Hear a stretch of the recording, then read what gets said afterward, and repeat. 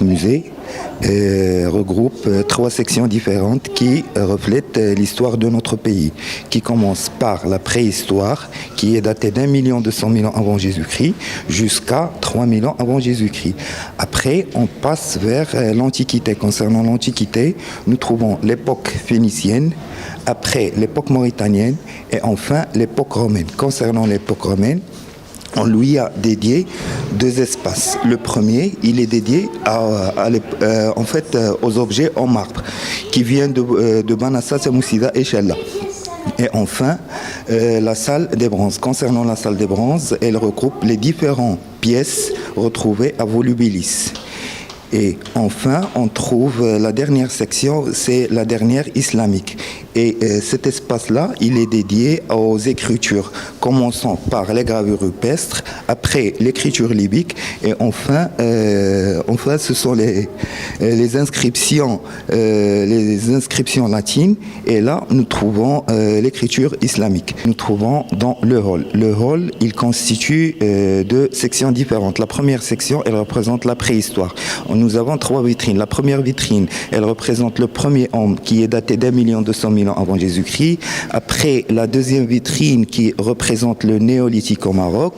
Ensuite, nous avons la troisième vitrine qui représente les rites de l'homme préhistorique. Elle regroupe l'évolution du crâne au Maroc.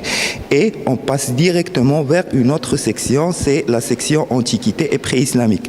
On commence par l'époque des Phéniciens qui commence du 7e siècle jusqu'au 5e siècle. Et après, nous passons directement vers l'époque qui représente les Berbères au Maroc, qui commence du 4e siècle avant Jésus-Christ jusqu'au 1er siècle après Jésus-Christ et qui est caractérisé par le roi Juba II et Cléopâtre Sélénée.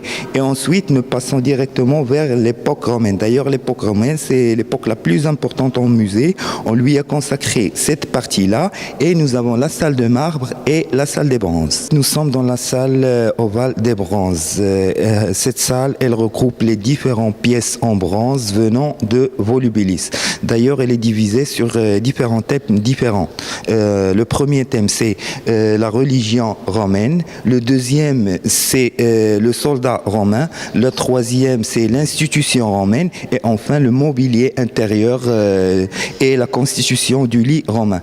Et il y a les fameux bustes de Volubilis qui sont Juba II, Caton, les fèves couronnés, les fèves verseurs, le cheval, le cavalier et le cheval grec.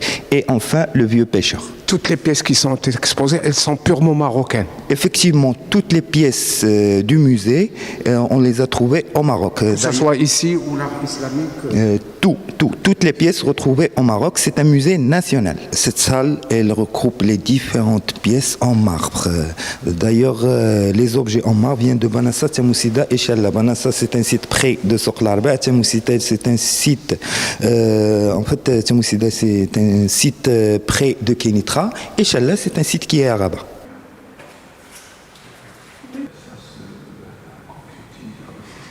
On se trouve maintenant dans un pavillon dédié à la civilisation islamique. L'ensemble des vitrines exposées reflète plusieurs éléments constitutifs de cette civilisation, soit au niveau de la numismatique, soit aussi au niveau de l'art de vivre, au niveau des systèmes hydrauliques, gestion et partage de l'eau, mais aussi des éléments architectoniques, des éléments décoratifs au niveau de l'architecture, que ce soit une architecture civile ou bien défensive ou bien juste domestique simple.